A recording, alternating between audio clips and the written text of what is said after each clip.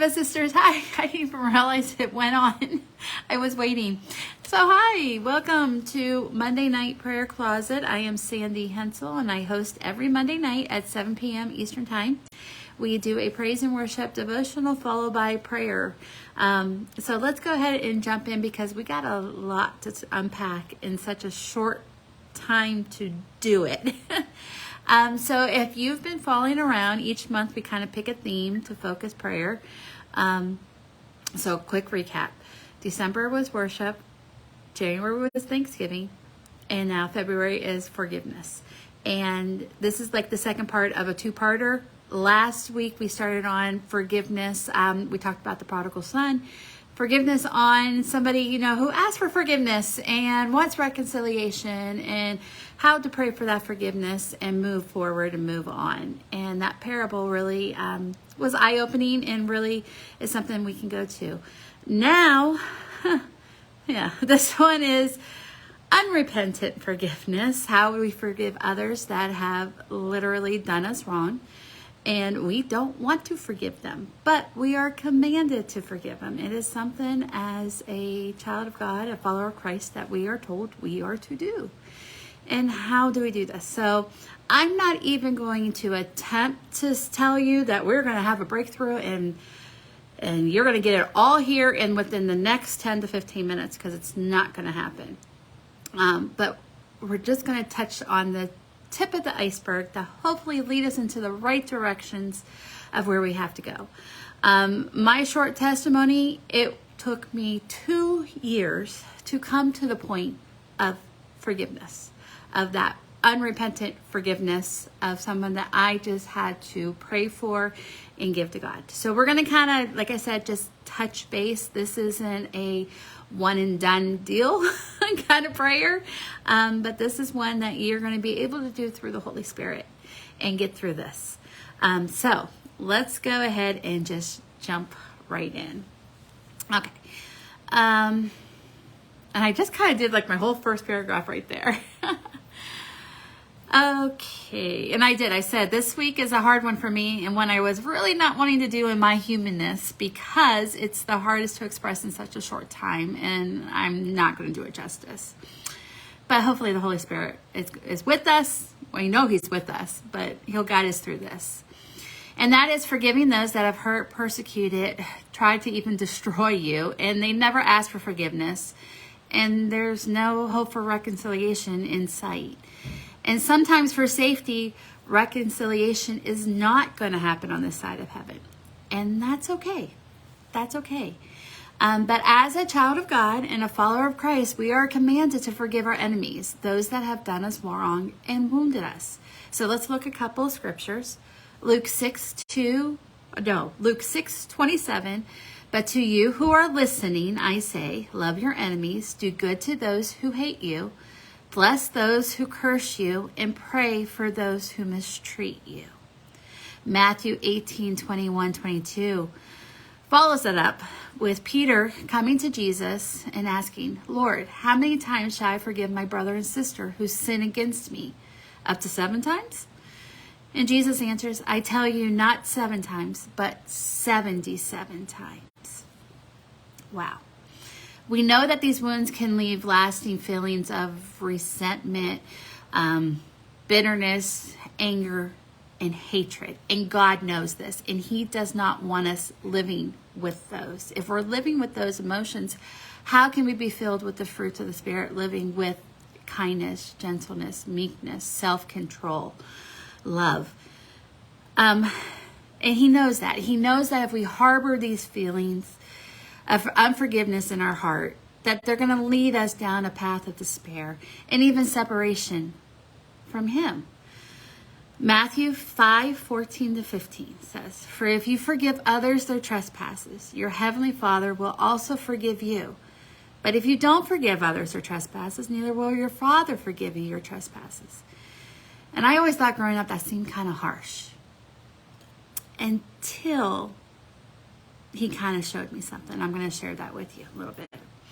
So basically, you can't have your cake and eat it too. You can't say, hey, God, forgive me of mine, but I'm not going to forgive Susie of hers. She done me wrong. But we've all fallen short of the glory of God. And we all sinned, and we all need his saving grace to redeem us. And I talked about previous weeks, we're called to lay down the old man and pick up his cross, our Savior's cross. His burden is light. We ask our Savior for forgiveness, and that's where the aha moment came in. Our Savior, I always say that, I always tell my kids, look at Jesus.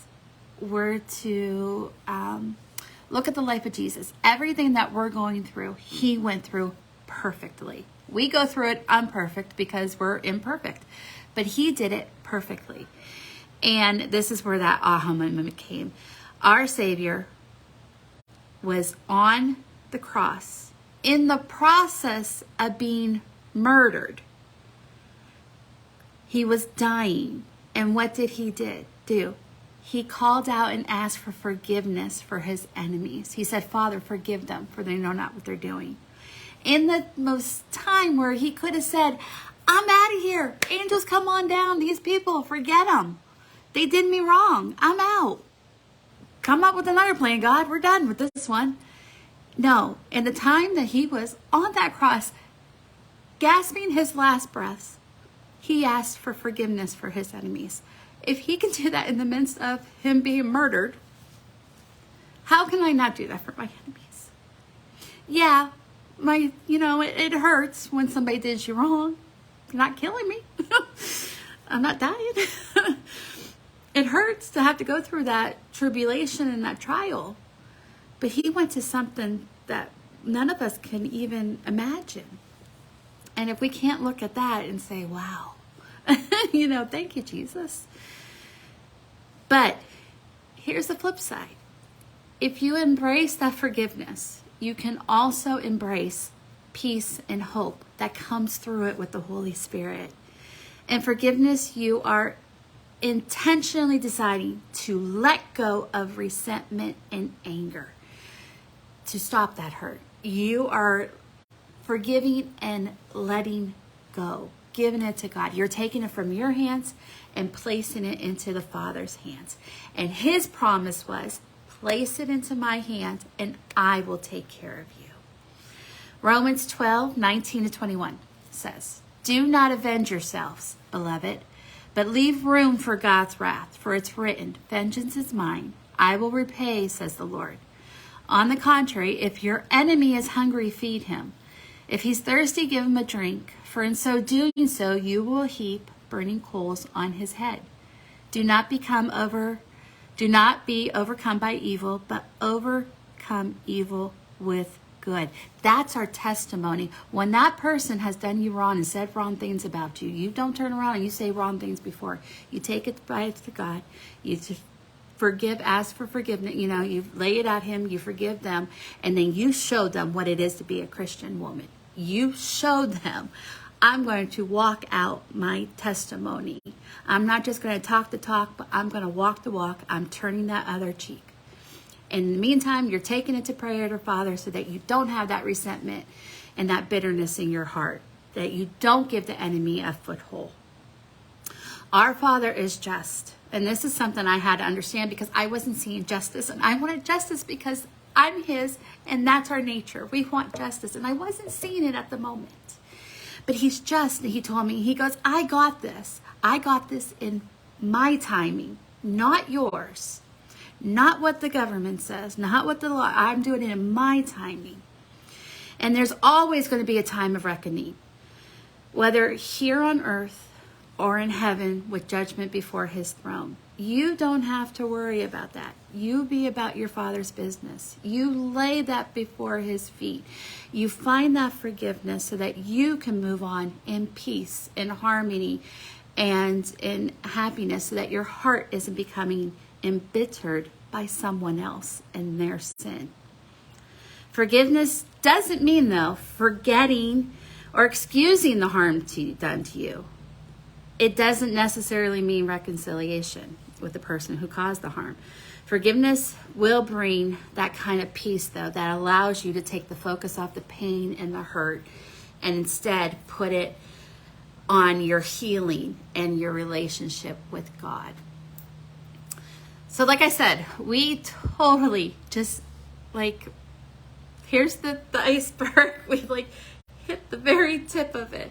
And like I said, this is something that if you're having difficulty with, is something that I encourage you, find wise counsel. Find wisdom within your church, someone who you can go to. I myself went through counseling. I had to go through counseling for a while. And that's okay. That's okay. God opened up the right doors that he was able to use somebody to help me in that process. And here it is, 3 years total later, and it still kind of got me the other day in the car. It kind of came back up to memory, and I had to squash it and say, no, I forgave. I forgave. It's up to you, God. You got this. I forgave. And that's okay, because I'm living such a better, healthy life in spite of the hurt and what would happen. So I hope this encouraged you. I really do. Find wise counsel. Find it within your church. Find it, I was lucky to find a Christian counselor, someone who loved Jesus, and that was her job. And many tears spent on her sofa in her office, but it was worth every single tear, because I see my walk being so much stronger having gone through that and having learned how to pray forgiveness for somebody who is unrepentant. And it's worth it in the end. It's not worth it to hold on to that anger and resentment. It just makes you a weak person that the Holy Spirit cannot work through for the kingdom of God. Okay, so our song is, I love this song. It's Tamala Mann. She is a fabulous gospel singer. And I'm thinking, and I looked, I'm like, how does this song, it's called Take Me to the King. And when you have to come to him, with something hard like that and forgive, I have to forgive everything. If somebody, you called me to forgive, Lord. Sometimes you just have to take it to the King. That's the only way. So it says, take me to the King. I don't have much to bring. My heart is torn in pieces. It's my offering. Take me to the King. Truth is, I'm tired. Options are few. I'm trying to pray, but where are you? I'm all churched out, hurt and abused. I can't fake what's left to do. Truth is, I'm weak. No strength to fight, no tears to cry, even if I try. But still my soul refuses to die. One touch will change my life. Take me to the King. I don't have much to bring. My heart's torn into pieces. It's my offering. Lay me at the throne. Leave me there alone to gaze upon your glory and sing to you this song. Please take me to the King. Truth is, it's time to stop playing these games. We need a word for the people's pain. So Lord, speak now. Let it fall like rain. We're desperate. We're chasing after you. No rules, no religion. I've made my decision to run to you, the healer that I need. Take me to the King. I don't have much to bring. My heart's torn into pieces. It's my offering. Lord, we're in the way. We keep making mistakes. Glory is not for us, but it's all for you. Take me to the King. So I really hope that encourages you. Kind of like a little bit of an aha eye-opening. As my necklace is magnetic and it keeps hitting my watch. But yeah, that's good. Okay, so February is up and we did forgiveness, and March is hitting next Monday, and we will have a new topical for the prayers of March. But now it's time to go into our prayer for tonight. So if you can join me,